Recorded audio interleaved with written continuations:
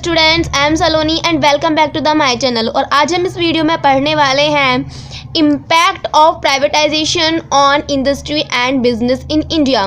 कि जब 1991 में प्राइवेटाइजेशन हमारे कंट्री में लागू हुआ तो उसके क्या इम्पैक्ट हुए हमारे यहाँ की इंडस्ट्री पर और बिजनेस पर। आइए इस वीडियो को स्टार्ट करते हैं। यहाँ पर कुछ पॉइंट्स हैं जो हमें बताएंगे कि प्राइवेटाइजेशन का हमारे इंडिया में इंडस्ट्री पर और बिजनेस पर क्या इम्पैक्ट हुआ। सो आइए स्टार्ट करते हैं। पहला पॉइंट है हमारा इंक्रीज इन कंपटीशन। कि जब प्राइवेटाइजेशन हमारे कंट्री में आया तो उसी के साथ यहाँ पर कंपटीशन बढ़ गया। Owing to privatisation of the business units of public sector there has taken place an increase in competition. जब पब्लिक सेक्टर से जो हमारी इंडस्ट्री थी, ये जितने भी बिजनेस यूनिट्स थे, उनको प्राइवेटाइजेशन में लाया गया तो यहाँ पर कंपटीशन बढ़ गया। एग्जाम्पल के लिए privatisation in telecommunication has resulted in a lot of increase in competition. जैसे कि एग्जाम्पल लेते हैं हम टेलीकम्युनिकेशन का।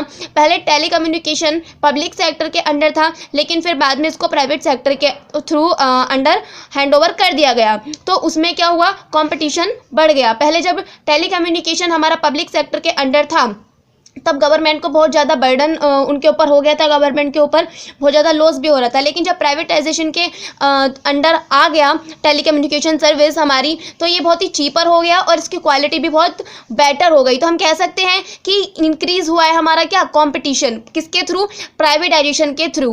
नेक्स्ट है हमारा reduce in political interference. Privatisation results in freedom from political interference. जैसे ही हमारा जो इंडस्ट्रीज थी या हमारी बिजनेस यूनिट्स जो हैं वो प्राइवेटाइजेशन के अंडर आई तो उसमें जो पॉलिटिकल इंटरफेरेंस है या फिर जो गवर्नमेंट का रोल है वो हमारा क्या हो गया, कम हो गया। क्योंकि जब हमारी इंडस्ट्रीज़, हमारे बिजनेस पब्लिक सेक्टर के अंडर थे तो वहाँ पर गवर्नमेंट का इंटरफेरेंस बहुत ज़्यादा होता था। क्या करना है, क्या नहीं करना है, डिसीज़न लेना है या कब ले, मीटिंग्स होनी है, तो उन सब चीज़ों में बहुत ज़्यादा टाइम डिले होता था और कभी कभी हम डिसीज़न टाइम पर नहीं भी ले पाते थे। तो प्राइवेटाइजेशन में ये चीज़ हमारी बहुत ज़्यादा कम हो गई। नेक्स्ट पॉइंट है हमारा increase in responsibility. Privatisation has led to the development of the sense of responsibility in the employees.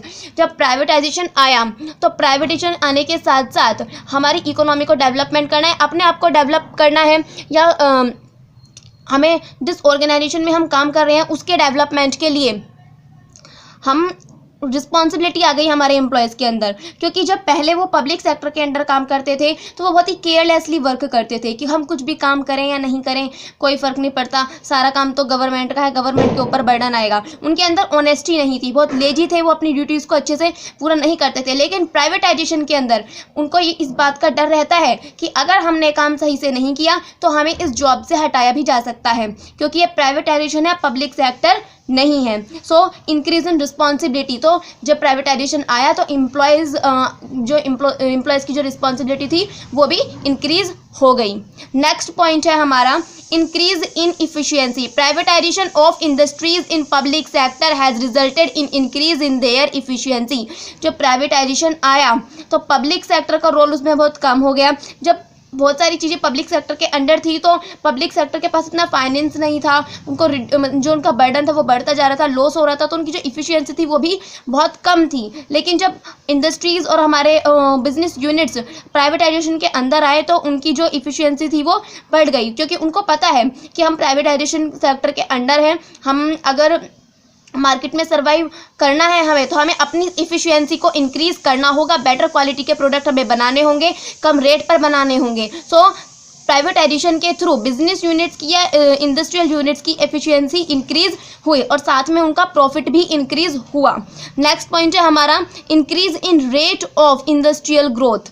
Prior to privatisation several industries lay inactive in public sector because of which the rate of industrial development growth of the country was slow, but after privatization there has taken place an increase in the rate of growth of these industry।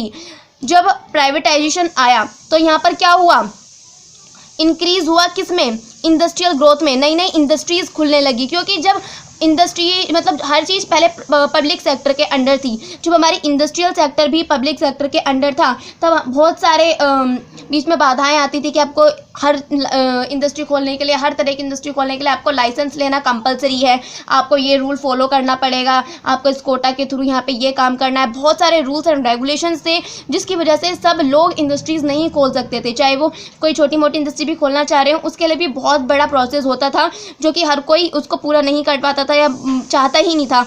लेकिन जब privatisation के अंदर आया तो वो सारी चीज़ें यहाँ पर ख़त्म हो गई और ईजिली हम लोग क्या कर सकते हैं, जब चाहें हम कोई भी किसी भी तरह की इंडस्ट्री यहाँ पर खोल सकते हैं। तो यहाँ पर क्या हुआ, प्राइवेटाइजेशन के थ्रू इंडस्ट्रियल जो हमारी इंडस्ट्री की जो ग्रोथ थी वो जल्दी जल्दी होने लगी, इंक्रीज हुआ उसकी रेट में।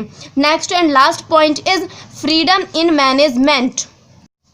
Prior to privatization, the industrial units which were victims of bureaucracy and red tapeism have now begun to be managed by professional managers. Now the managers can take decisions freely without any political pressure. Consequently, now there has taken place an increase in the rate of performance and quality of work. अगर हम 1991 की बात करें तो उस time पर जो हमारे जितनी भी इंडस्ट्री थी या जितनी भी बिजनेस यूनिट्स थे हमारे कंट्री में वो पब्लिक सेक्टर के अंडर थे। तो उस टाइम पर क्या होता था, जब पब्लिक सेक्टर के अंडर थे तो वहाँ का मैनेजमेंट भी पब्लिक सेक्टर के लोग ही करते थे क्योंकि उन लोगों के पास इतना फाइनेंस नहीं था, या अगर वो ज़्यादा फाइनेंस लगा भी रहे हैं तो उनको लॉस ही हो रहा है क्योंकि वहाँ के जो मैनेजर्स थे वो प्रोफेशनल नहीं थे।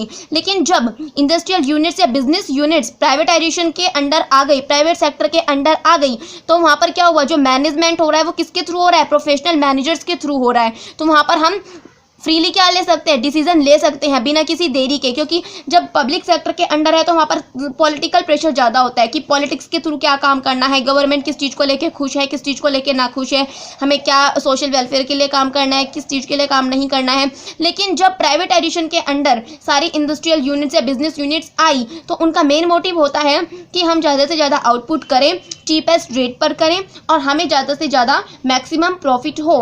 तो यहाँ पर कोई अलग से हमें कुछ सोचना ही नहीं है और कुछ भी, और बाकी जो डिसीजंस लेने होते थे ऑर्गेनाइजेशन के लिए वो कौन लेगा, प्रोफेशनल मैनेजर्स लेंगे जो कि हमने अलग से हायर किए हुए हैं। तो हमें मैनेजमेंट में भी क्या मिला, फ्रीडम मिला, किसके थ्रू, प्राइवेटाइजेशन के through. So I hope students आपको ये टॉपिक अच्छे से समझ में आ गया होगा, लेकिन फिर भी अगर आपको कोई दिक्कत आती है तो आप कमेंट बॉक्स में कमेंट कर सकते हैं और हमें फीडबैक देते रहें। अगर आपको ये वीडियो पसंद आया हो तो इसको लाइक करना ना भूलें और हमारे चैनल को सब्सक्राइब जरूर करें। फिर मिलेंगे एक नेक्स्ट वीडियो में, तब तक के लिए थैंक्स।